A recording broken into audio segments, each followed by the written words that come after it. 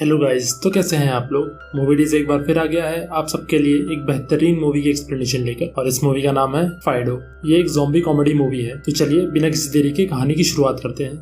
Movie की शुरुआत में हमें दिखाया जाता है कि एक ऑल्टरनेट यूनिवर्स में एक रेडिएशन के क्लाउड ने अर्थ को पूरी तरीके से कवर कर लिया था, और उसी रेडिएशन की वजह से अर्थ में जितने भी डेड बॉडीज दफन होती हैं वह एक बार फिर से जिंदा हो जाती हैं। इसके बाद वह लोग नॉर्मल लोगों पे हमला करना चालू कर देते हैं और उन्हें मारकर उनका मांस खाना चालू कर देते हैं, और देखते ही देखते पूरी दुनिया में ज़ॉम्बीज की तादाद बढ़ने लग जाती है और वह अपने रास्ते में आए हर इंसान को जान से मार देते हैं। और इसी वजह से इंसानों और ज़ॉम्बी के बीच में एक गृहयुद्ध छिड़ जाता है। मगर इस लड़ाई में इंसानों की लगातार हार हो रही थी। मगर तभी डॉक्टर ग्रीगर एक मसीहा की तरह सामने आए। डॉक्टर ने ऐसी ऑर्गेनाइजेशन बनाई जिसका नाम ज़ॉम्बकॉन था, जहाँ पर डॉक्टर ने यह डिस्कवर किया कि अगर वो ज़ॉम्बीज के ब्रेन को पूरी तरीके से डिस्ट्रॉय कर देंगे तो ज़ॉम्बीज मर जाएंगे। जिसके बाद वह सभी लोग ज़ॉम्बीज के सर पर वार करना चालू कर देते हैं, और देखते ही देखते इस युद्ध में इंसानों की जीत हो जाती है। उस ऑर्गेनाइजेशन में एक सिक्योरिटी सिस्टम बनाया था लोगों को बचाने के लिए, जिसमें कि उन्होंने टाउन के आसपास एक बहुत लंबी फेंस खड़ी कर दी थी ताकि ज़ॉम्बीज इंसानों तक ना पहुंच पाए। मगर यहाँ पर एक परेशानी और होती है, जो भी लोग फेंस के अंदर मर जाते थे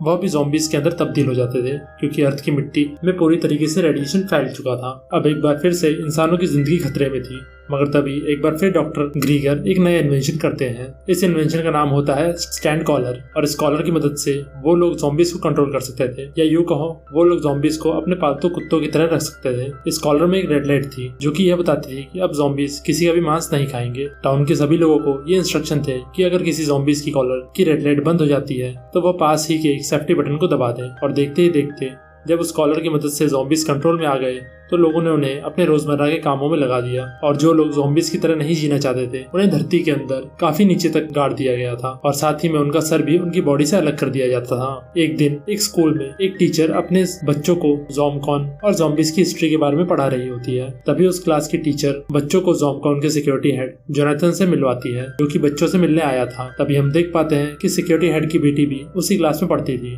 जिसका नाम सिंडी होता है। जिसके बाद जोनाथन अपने काम के बारे में बच्चों को बताना चालू कर देता है, जिससे कि बच्चे काफी खुश होते हैं और तालियां बजाने लग जाते हैं। मगर वहाँ पर एक बच्चा होता है जिसका नाम टिमी होता है, जो कि जोनाथन की बातों से कुछ ज्यादा खुश नहीं लग रहा था। वह जोनाथन से पूछता है कि क्या हो अगर वो ज़ॉम्बीज जो कि दफन कर दिए गए हैं वो वापस एक बार फिर से ऊपर आ जाए। टिमी को लग रहा था कि जिन ज़ॉम्बीज को जमीन के काफी नीचे दफनाया गया है वह धीरे धीरे करके ऊपर की तरफ बढ़ रहे होंगे। टिमी की बातें सुनकर जोनाथन के मुंह में कोई जवाब नहीं था। इसके बाद टीचर क्लास खत्म कर देती है। अगले सीन में हम देख पाते हैं कि बच्चों को राइफल चलाना भी सिखाया जाता है ताकि वह फ्यूचर में सिक्योर रह सके। और तभी हम देख पाते हैं कि टिमी को उससे कुछ दोस्त परेशान करने लग जाते हैं, जिसके बाद टीचर उन दोनों को डिटेंशन में भेज देती है। स्कूल खत्म करके जब टिमी घर वापस आता है तो वह देखता है कि उसके पड़ोस में एक नई फैमिली शिफ्ट हो रही होती है। घर आने के बाद टिमी अपनी माँ हेलेन से आज स्कूल में हुए एक्सीडेंट के बारे में बताता है, जिस पर उसकी माँ टिमी को इग्नोर कर देती है। उसी रात टिमी के फादर विल अपने काम से घर आते हैं तो वो देखते हैं कि उनकी बेबी हेलेन ने काफी सारी डिशेस बनाई हुई थी। और तभी हम देख पाते हैं कि उसने एक ज़ॉम्बी को खरीद लिया था अपने घर के काम करवाने के लिए। मगर बिल को यह बिल्कुल भी पसंद नहीं आता, क्योंकि उसे ज़ॉम्बीज से काफी डर लगता था। मगर हेलेन बिल से कहती है कि हमारे पड़ोसियों के पास 6 ज़ॉम्बी हैं, हमें कम से कम एक तो रखना ही चाहिए। जिसके बाद विल ज़ॉम्बी को रिमोट से कंट्रोल करना चालू कर देता है। बीच बीच में उसे काफी सारे इलेक्ट्रॉनिक शॉक भी देता है।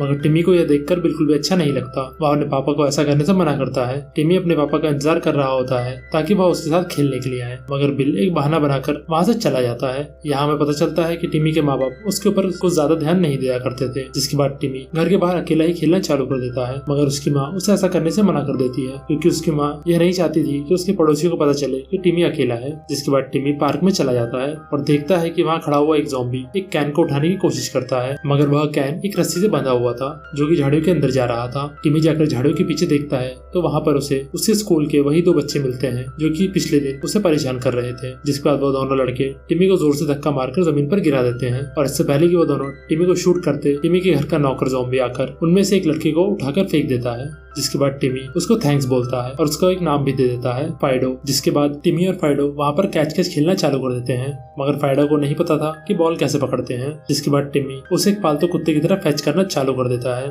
टिमी बॉल को बहुत जोर से फेंकता है जो कि उसके पड़ोसी के घर जाके गिरती है, और इस औरत का नाम एंडरसन होता है। जैसे ही फाइडो बॉल को लेने के लिए उसे गार्डन में जाता है तो वह बूढ़ी औरत उसे मारना चालू कर देती है। वो उसे तब तक मारती है जब तक कि उसके गले का कॉलर टूट नहीं जाता, और जैसे ही फाइडो की कॉलर की रेड लाइट बंद होती है वो एक ज़ॉम्बी में बदल जाता है जो कि एंडरसन को मारकर खा जाता है। और तभी पीछे से टिमी आ जाता है। वो फाइडो को देखकर काफी ज्यादा घबरा जाता है। इससे पहले कि फाइडो टिमी पर हमला करता, उसकी कॉलर की लाइट दोबारा से जल जाती है, जिसके बाद टिमी फाइडो को वापस से घर ले आता है, मगर वो अपनी बॉल वहीं छोड़कर चला आता है। जिसके बाद टिमी फाइडो को घर के गैराज में साफ करता है, जहाँ पर टिमी देखता है कि फाइडो की छाती पर एक बहुत बड़ा कट का निशान बना हुआ होता है। और यहाँ पर उसे पता चलता है कि फाइडो की मौत एक हार्ट अटैक से हुई थी। और उसी वक्त हेलन आ जाती है और टिमी से पूछती है कि यहाँ पे क्या चल रहा है। इसके बाद टिमी हेलन को एंडरसन के बारे में बताने की कोशिश करता है, मगर हेलन टिमी को एक बार फिर से इग्नोर कर देती है। अगले दिन ब्रेकफास्ट करते हुए टिमी अपने माँ बाप को बताता है कि फाइडो हार्ट अटैक से मरा था। और यह बात सुनकर बिल को बिल्कुल भी अच्छा नहीं लगता, क्योंकि बिल के फादर भी हार्ट अटैक से मरे थे। मगर बिल कहता है कि उसने फादर को एक ज़ॉम्बी वॉर के टाइम पे मार दिया था। अगले सीन में हम देख पाते हैं कि टिमी के घर पर सिक्योरिटी हेड जोनाथन आए होते हैं, जो कि टिमी से दोस्ती करके एंडरसन की अचानक हुई मौत के बारे में पूछताछ करने की कोशिश करते हैं। और यहाँ पर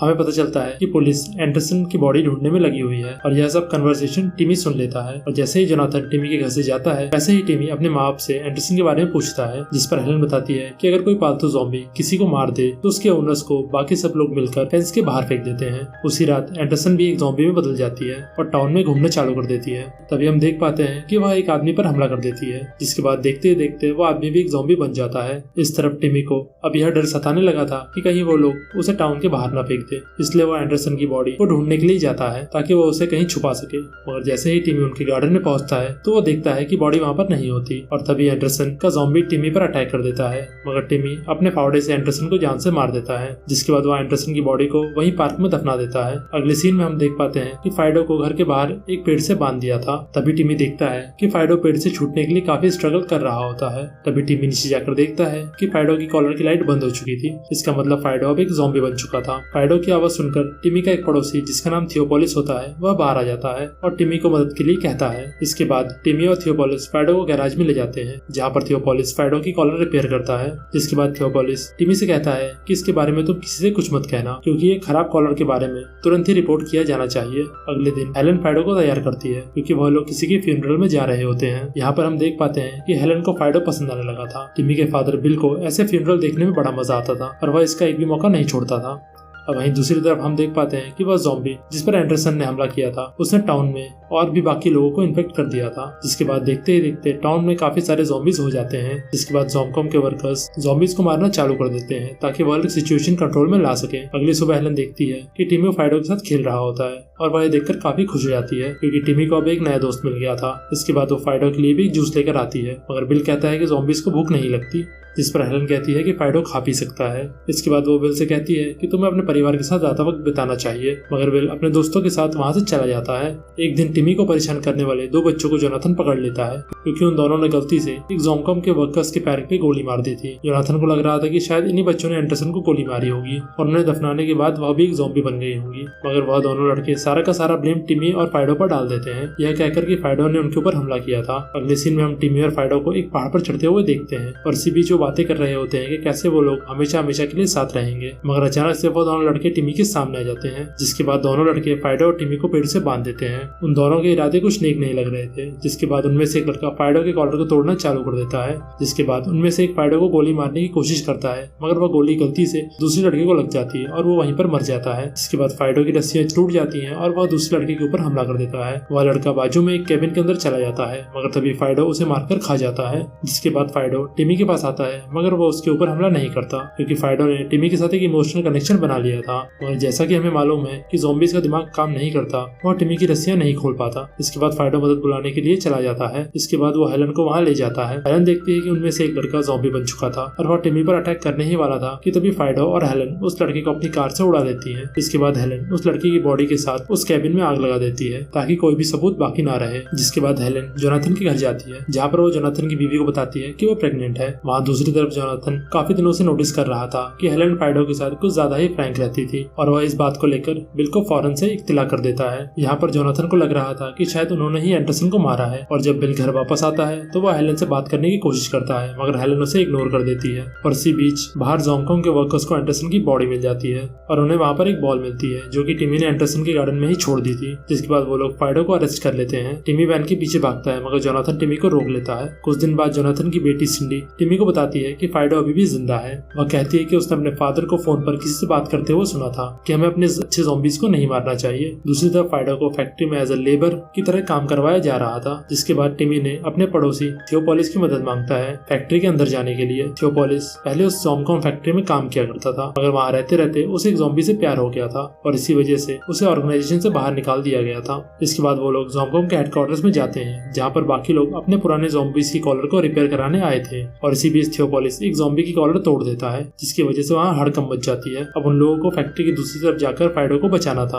और वहाँ दूसरी तरफ टिमी के पेरेंट्स को टिमी के प्लान के बारे में पता चल जाता है, जिसके बाद वो लोग ज़ॉम्बकॉम के हेडक्वार्टर की तरफ निकल जाते हैं। टिमी किसी तरीके से फैक्ट्री के अंदर चला जाता है, मगर थियोपोलिस वहीं रुककर रिसेप्शनिस्ट से लड़ाई करना चालू कर देता है। मगर तभी जोनाथन एक सीसीटीवी में टिमी को देख लेता है। इसके बाद वह टिमी को पकड़कर फेंस के दूसरी तरफ फेंक देता है और तभी टिमी देखता है कि बाहर मौजूद ज़ॉम्बीज उसकी तरफ बढ़ने लगे थे और तभी फाइडो और बिल वहाँ पे आ जाते हैं और जोनाथन से बोलते हैं कि वो टिमी को जल्दी से अंदर ले ले और देखते ही देखते बिल और जोनाथन के बीच में हाथापाई चालू हो जाती है और इसी बीच में किसी तरह टिमी फेंस के अंदर आ जाता है। इसके बाद टिमी वहाँ पर पड़ी हुई राइफल उठाकर जोनाथन पर तान देता है और उससे कहता है कि वो उसके फादर को छोड़ दे, मगर जोनाथन गलती से बिल पर गोली चला देता है, जिसकी वजह से बिल की वहीं पर मौत हो जाती है। टिमी जल्दी से जाकर फाइडो की कॉलर तोड़ देता है और उसे जोनाथन पर अटैक करने के लिए कहता है, जिसके बाद फाइडो जोनाथन को मार देता है और टिमी को बचा लेता है। कुछ दिनों बाद हेलेन अपने पति का फ्यूनरल करती है और यहाँ दूसरी तरफ फाइडो को जेल से छोड़ दिया गया था, जिसके बाद वो हेलेन, टिमी और टिमी के छोटे भाई के साथ रहना चालू कर देता है। वहाँ दूसरी तरफ जोनाथन भी एक ज़ॉम्बी में बदल चुका था, मगर उसके गले में भी एक कॉलर बंधी हुई थी, जिसके जरिए उसकी खुद की बेटी सिंडी उसे कंट्रोल कर रही थी। और फाइनली हम फाइडो को नए बच्चे के साथ खेलते हुए देख पाते हैं और मूवी यहीं पर खत्म हो जाती है। तो दोस्तों, आपको इस मूवी की कहानी कैसी लगी? Do let us know in the comment section below और इस चैनल को लाइक, शेयर और सब्सक्राइब करना ना भूलें। Till the next video, bye bye.